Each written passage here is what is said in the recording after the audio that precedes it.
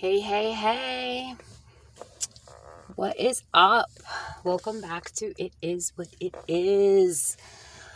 My name's Leanna, and I appreciate you all being here. So, today's video is just a quick update. I haven't made a video in a couple months. I've been struggling. It's been a tough couple of months. So I've got so many things to update you guys on, but in general, I'm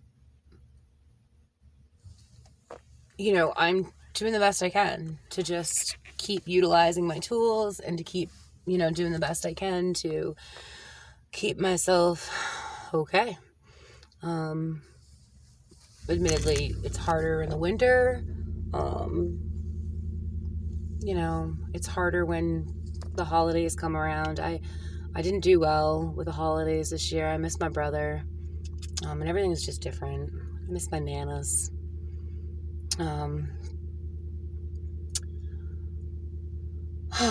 But specifically, I wanted to chat with you guys quickly about something that happened just before the new year. And it brought me back to the beginning of my journey and the beginning of this YouTube channel. And it made me remember why I started this. It reminded me a whole lot of things. And I feel like I need to talk about it with you guys. So, as most of you know, or all of the 44 of you that are following me, thank you again for following me. I appreciate it. I had to remove my mom and my dad from my life. So I no longer talk to my mom or my dad. I specifically have a extremely difficult time dealing with my mom. She's done so many just unbelievable things that wow. Plus, letting go of my parents was hard. It sucks. It sucks that, my mom and dad are across town and I don't even give a shit because they don't give a shit about me because they don't deserve me. It's not, none of this stuff is easy. And I've just been struggling. I've been depressed a lot lately. But my mom decided to contact me right before the new year. And I've blocked her number. She didn't have my number. So, John blocked her. We've all blocked her. I'm just done. I'm done. I've made my decision. And at this point, there's no coming back from that. The decision's made. My mom will never be back in my life. My father will never be back in my life. No matter what they do, it's too late. I hope that there are people out there in the world that have a chance to have something with people that they have toxic relationships with, because it's possible if both parties are willing to try. But my mom has chose drugs and the wrong decision every time for 40 years. So anyway, so I got a text message from a random number, and all it said was, "Your father's in the hospital and he's not doing well." What? First off, who are you? Second of all, really? So I look at the number and I asked John, can you check your block numbers to see if this is my mom? Because my mom is the only person that makes sense that would call or text or do anything about my dad. So, sure enough, it was her number. So she's now found my number from somebody else. I have a funny feeling I know which family member gave it to her, and I'm not mad. I'm not mad at all. So, If you're watching this and you're the one who gave my number to my mom, I'm not mad. I'm not mad at all. She's I can guarantee you that whoever gave her my phone number, she also made them think that my dad was dying. The text messages she sent me, he's not doing well, he's in the hospital, nothing else. I haven't spoke to my mother in almost 3 years. She's been blocked for almost 3 years. So out of nowhere, 3 years, almost 3 years later, she's just going to send a text and all it says is your father's in the hospital. He's not doing well. So obviously that sent me into a whole slew of feeling guilty immediately mess with my head. Immediately I'm like, what do I do? Do I go to the hospital? Do I find out what's wrong? Do I text back? Like, what do I do after all this time? I mean, it's been 3 years and I have been struggling to heal. I'm still working on traumatic reactions and things that I'm just so used to doing because of them. So what do I do? I'll tell you what I did. I did nothing.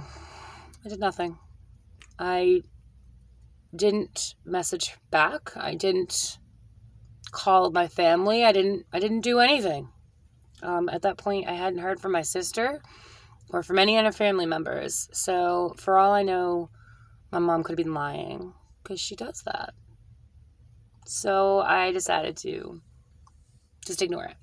I made a decision. I'm going to stick with it. I'm going to stick with my gut. I haven't seen them in 5 years. I haven't talked to them in 3 years since my brother passed away, and I'm not going to go. Nothing is ever going to change anymore. Seeing them will not make a difference. It might make them feel better, but it's not going to make me feel better. And quite frankly, they don't deserve me. They just don't.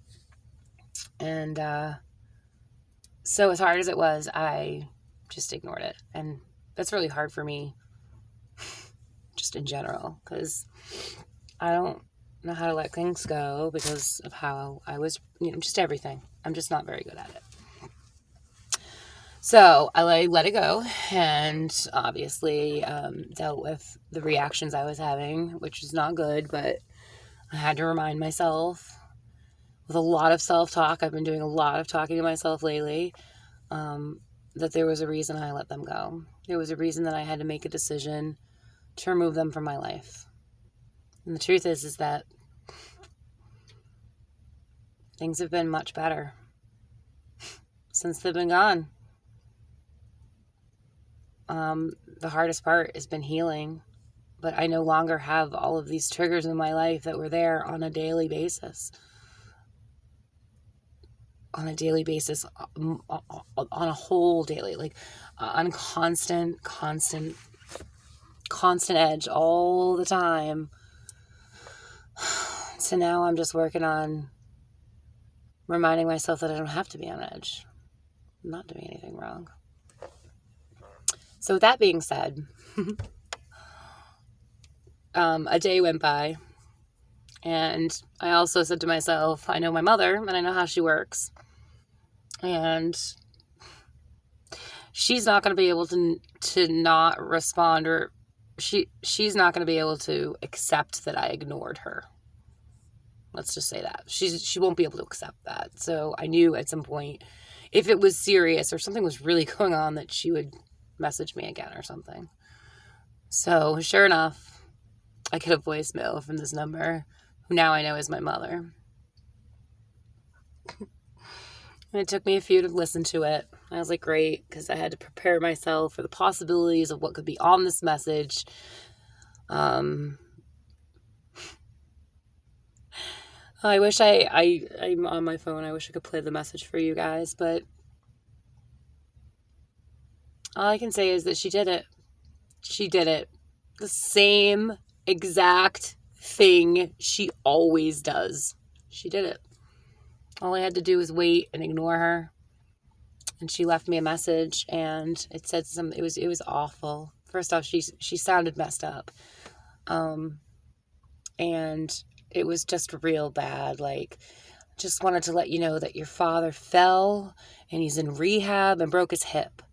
So now here I am thinking that my father died, or he's dying because he's not doing well in the hospital, and it turns out he just fell and broke his hip.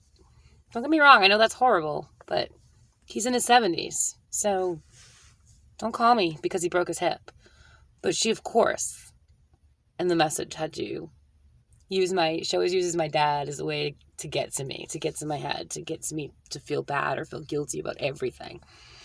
Your dad, you know. And so she's like, it would be nice if you go to see him. And guess what, guys? The message just made me laugh. It was like this amazing realization that I made the right decision 3 years ago to say, nope, I am done taking your bullshit. I am done with your guilt trips. I am done with all of it. Done. I don't deserve it.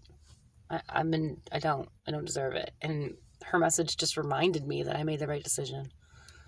And so I felt good. She was so mean.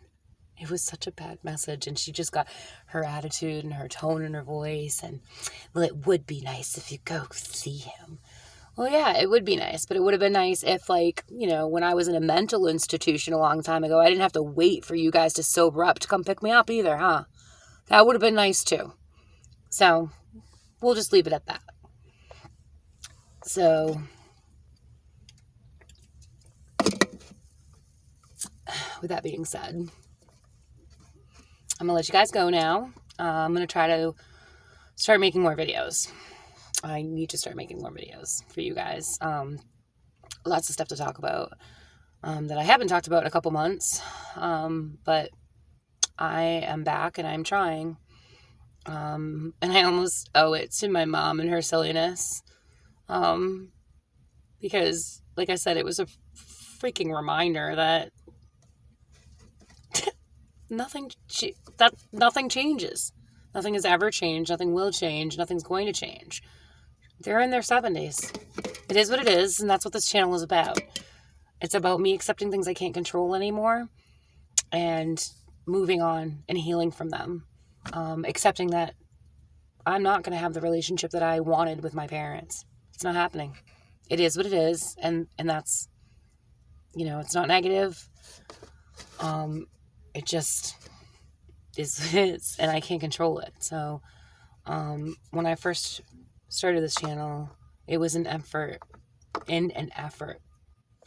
to try to help me let go of my parents, because as happy as I am now that they're not in my life, it's pretty devastating that you have to kick your parents out of your life. Never mind that because of them, I spent 2.5 years taking care of my brother, and that alone was that's a whole nother YouTube channel. But seriously, so, it has been a while. So, if you guys woke up today, got out of bed, changed your socks, did anything that you didn't think that you were going to be able to do, I'm so proud of you. And keep it up. We're going to get through all this crap together. And hopefully, you know, we're not alone. Well, my whole reasoning for doing this is to just not be alone. I feel much better when I get to talk to people and hear from people who understand, because they've been through things I've been through. And I'm only here, all I want is for everybody to feel okay. And to know that they're not alone, and know that it's going to be okay, and that it will pass. And it is what it is. We got this, and we can still have a good life despite all of the bullshit. So, thank you again for watching. If you haven't already, subscribe to my channel. Hit the subscribe button. Notifications, I think there's a button that you can get those too, or something. I don't know. Share me. Try to get me out there. Do what you can. I appreciate it. Love you guys. It is what it is. Peace out.